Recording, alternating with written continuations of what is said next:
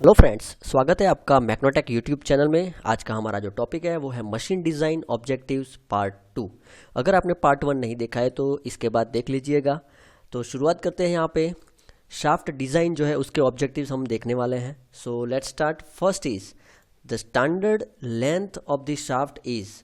Length, shaft की standard length कौन कौन सी होती है? तो यहाँ पे 5, 6, 7 एंड ऑल ऑफ दिस। तो उसका आंसर है D, all of this. Okay, now two shaft A and B are made of same material. यहाँ पे दो शाफ्ट है A and B, made of same material. The diameter of shaft A is twice than the shaft diameter of B. मतलब कि ये D B है और ये डी ए है, तो ये ट्वाइस है than D B. Okay, the power transmitted by the shaft A will be blank of shaft B. तो इसका आंसर एक्चुअली आएगा सी, 8 टाइम्स। कैसे आएगा? तो यहाँ पे इक्वेशन है π/16।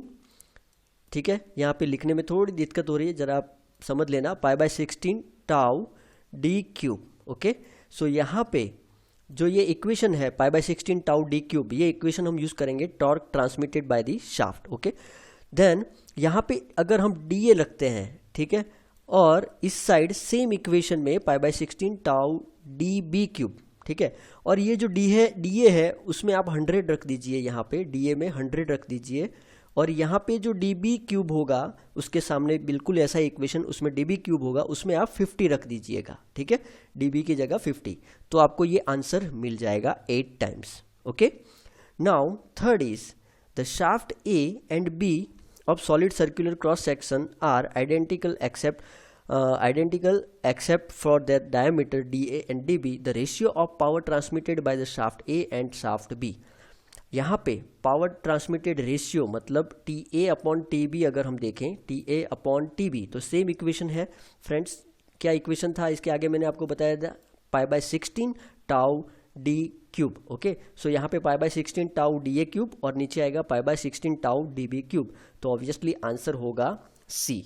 Okay, now fourth question is two shaft will have equal strength if. इसका आंसर होगा डी, मतलब दो शाफ्ट की स्ट्रेंथ इक्वल कब होगी? जब दोनों शाफ्ट की ट्विस्टिंग मोमेंट जो है सेम होगी। ठीक है, उसका आंसर होगा D. Then fifth, a transmission shaft subjected to bending load must be designed on the basis of। जो शाफ्ट बेंडिंग लोड, यहाँ पे हम अगर बेंडिंग लोड यहाँ पे रखते हैं, तो सपोज कोई एक एलिमेंट यहाँ पे ले लेते हैं, तो ये एलिमेंट अगर यहाँ पे बेंडिंग लोड लगता है, ठीक है, तो ये जो एलिमेंट है वहाँ पे कौन सा स्ट्रेस लगेगा? नॉर्मल स्ट्रेस लगेगा। वहाँ पे शियर स्ट्रेस हम कंसिडर नहीं करेंगे। ठीक है, बेंडिंग होगा तो यहाँ पे नॉर्मल स्ट्रेस ज़्यादा होगा कंपेयर टू शियर स्ट्रेस। ठीक है, सो यहाँ पे आंसर आएगा मैक्सिमम नॉर्मल स्ट्रेस थियरी। ठीक है, यहाँ पे हम यूज़ करेंगे maximum normal stress theory. Now which of the following loading is considered for the design of the axle. तो हम सबको पता है कि एक्सल में ओनली बेंडिंग लोड हम कंसिडर करते हैं। ठीक है, एक्सल में, और क्योंकि एक्सल जो है वो सिर्फ रोटेशन के लिए यूज़ होता है, सपोर्ट के लिए यूज़ होता है। ठीक है, वो पावर ट्रांसमिट ट्विस्टिंग मोमेंट उसमें नहीं लगता। ठीक है, इसीलिए यहाँ पे bending moment only is the answer for 6। Now 7, when the shaft is subjected to bending moment m and twisting moment t, then it is equivalent to the twisting moment, twisting moment is equal to. इसका answer आएगा C. ये equation हमने derive किया हुआ है।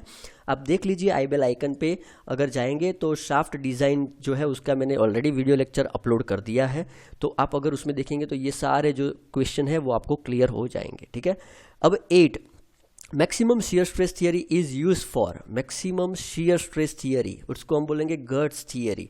It is use for the ductile material friends. maximum shear stress theory used for the ductile material and maximum normal stress theory used for the brittle material। ठीक है, इसको हम रैंकाइन थियरी भी बोल सकते हैं। ठीक है, ये गर्ट्स थियरी एंड ये होगा Rankine theory. Now design of the shaft made for the brittle material, ये आया फिर से एक क्वेश्चन, ब्रिटल मटेरियल 10, जो उसका आंसर होगा Rankine theory B. Okay, now next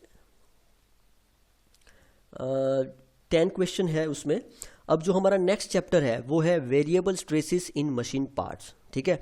तो वेरिएबल स्ट्रेसेस जो है उसमें उसके ऑब्जेक्टिव्स है, उसमें फर्स्ट जो है the stress which vary from minimum value to the maximum value of the same nature, मतलब कि यहाँ पे इस तरह से इसका जो नेचर है वो मिनिमम मैक्सिमम इस तरह से हो रहा है, ठीक है, ओके। तो यहाँ पे ये जो मैक्सिमम वैल्यू है और ये होगा मिनिमम वैल्यू, ठीक है। तो इसको हम क्या बोलेंगे, fluctuating stress, okay. The stress which vary from minimum value to the maximum value of the same nature, tensile and compressive, then it is called the fluctuating stress. Answer is fluctuating stress.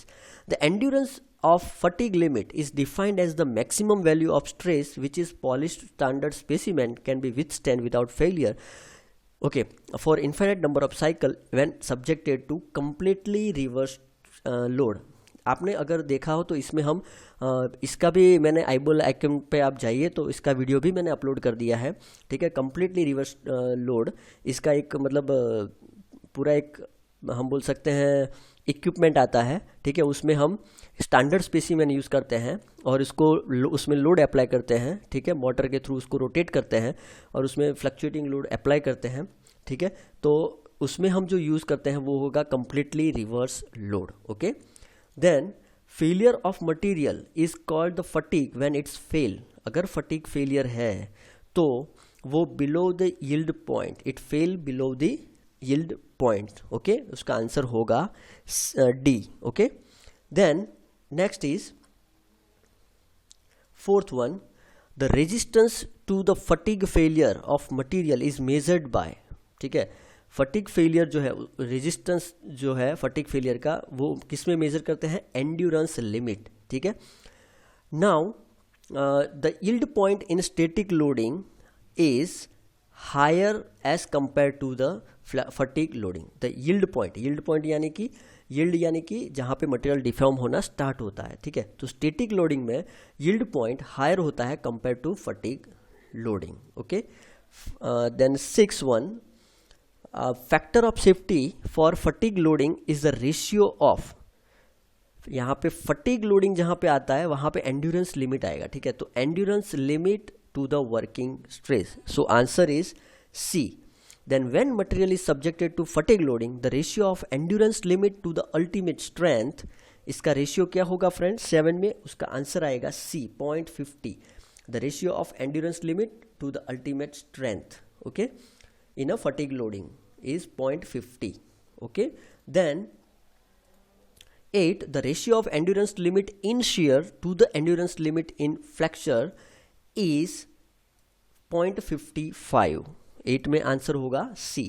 If the size of the standard specimen for the fatigue testing machine is increase, अब यहाँ पे जो हम size जो है standard specimen की, ठीक है, इस तरह से स्टैंडर्ड स्पेसिमेन होगा उसकी, और ये पॉलिश्ड मटेरियल होगा।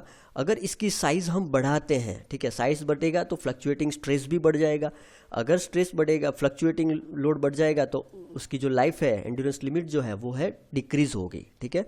Now the residential compressive stress by way of surface treatment of machine member is subjected to fatigue loading. कहने का मतलब ये है कि अगर हम सरफेस ट्रीटमेंट करते हैं, अगर हम सरफेस ट्रीटमेंट करते हैं तो उसकी जो लाइफ होगी वो कैसी हो जाएगी, वो लाइफ फटीग लाइफ इम्प्रूव होगी, ओके। तो यहाँ पे जो आंसर आएगा वो होगा improve the fatigue life 10, okay. Then 11, the surface finish factor for mirror polish material is, तो इसका जो आंसर है वो है D1। अगर मिरर पॉलिश आप कंसीडर करते हैं स्पेसिमेन मटेरियल की तो उसका सरफेस फिनिश फैक्टर 1 होगा। अब जैसे जैसे उसकी सरफेस फिनिश अगर रफ होती जाएगी तो वो कंसीडर हम 0.85, 65, 45 इस तरह से हम कर सकते हैं, ओके। सो यहाँ पे next, the stress concentration factor is defined as the ratio of, तो फ्रेंड्स ये भी थियरी में मैंने आपको बता दिया है। Stress concentration factor is the ratio of maximum stress to the nominal stress, so answer होगा सी, ठीक है। मैक्सिमम स्ट्रेस, जैसे कि मैंने आपको बताया था कि ये एक सपोज ऑब्जेक्ट है, तो यहाँ पे अगर ये होल दिया हुआ है तो यहाँ पे मैक्सिमम स्ट्रेस लगेगा और यहाँ पे जो एंड है मटेरियल का वहाँ पे मिनिमम स्ट्रेस लगेगा, तो ये इस तरह से जाएगा, ठीक है, इस तरह से होगा। तो ये maximum stress upon nominal stress. Okay, now in static loading the stress concentration is more serious in static loading अगर है तो उसमें जो स्ट्रेस कॉन्सेंट्रेशन लग रहा है वो सीरियस किस में होगा, ब्रिटल मटेरियल में होगा फ्रेंड्स, ठीक है। And 14 if cycling loading we consider then stress concentration is more serious in ductile material. अगर हम साइक्लिक लोडिंग कंसिडर कर रहे हैं तो उसमें डक्टाइल मटेरियल जो है वो सीरियस माना जाएगा, और अगर स्टैटिक लोडिंग है तो वहाँ पे ब्रिटल मटेरियल जो है वो सीरियस माना जाएगा, ठीक है। नाउ द नोच sensitivity Q is expressed in term of fatigue stress concentration factor Kf and theoretical stress concentration factor Kt as यहाँ पे जो आंसर है that is B Kf -1 upon Kt -1, ठीक है। ओके, तो आज के लिए इतना ही। अगर आपको ये वीडियो अच्छा लगा तो लाइक कीजिए, शेयर कीजिए एंड सब्सक्राइब करना मत भूलिए। थैंक यू, जय हिंद, जय भारत।